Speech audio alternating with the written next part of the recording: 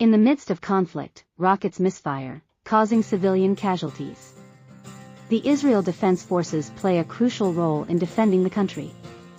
Hamas, a Palestinian political and military organization, controls the Gaza Strip.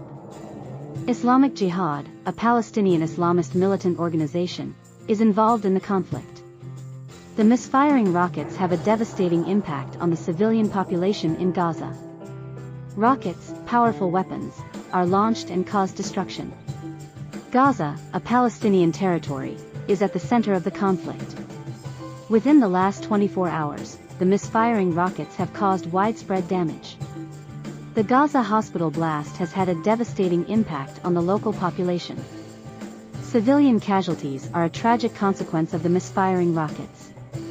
In conclusion, it is crucial to find a resolution to this conflict and